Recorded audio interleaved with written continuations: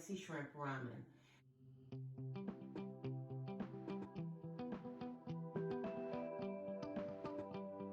We're going to add in fresh vegetables and make our own delicious, savory, spicy broth. So we're going to start with trimming our head of broccoli and taking off a few of the florets that we're going to include in our ramen.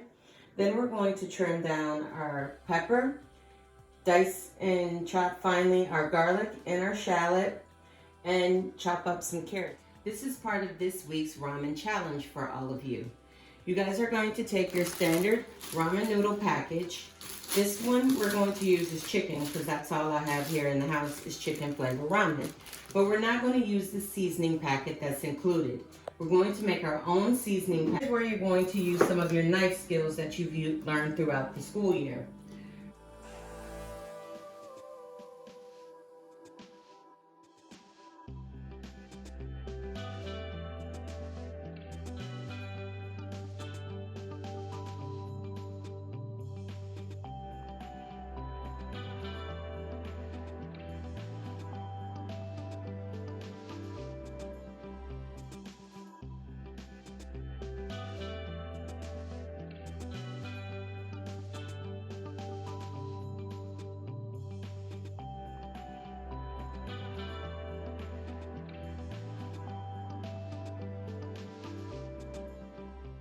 To keep your fingers tucked back and behind your knife so as not to cut off your fingers.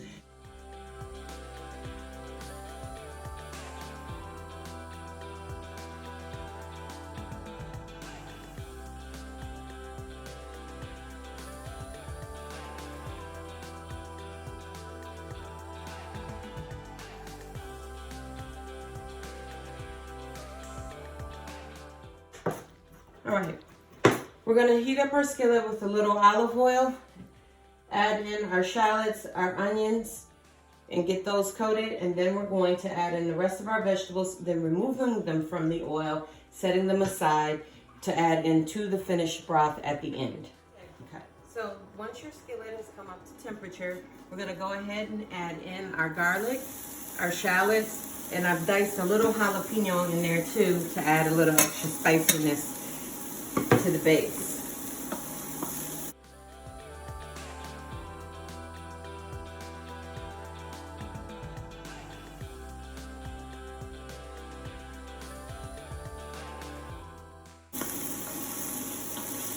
You don't want your garlic to burn or your shallots, so you want to keep them moving. Just until they begin to get a little bit translucent. Once they're where we want them, we're going to go ahead and add in the rest of our vegetables. In this case, that's going to be our carrots, our peppers, and our mushrooms. Remember, we season in layers. So once we add in our carrots, our mushrooms, our pepper, and our broccoli, we want to put in a little bit of seasoning. Since we're going to be using, it's going to be pretty spicy.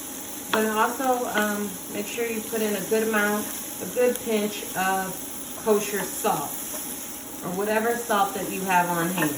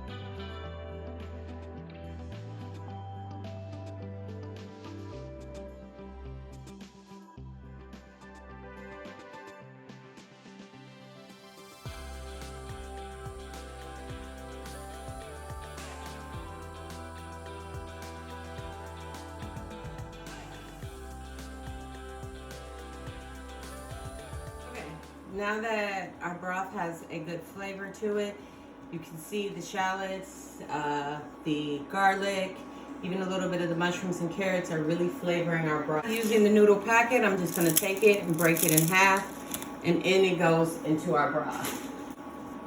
And I used 4 cups of broth, 1 clove of garlic, a half a shallot, mushrooms, carrots, and broccoli.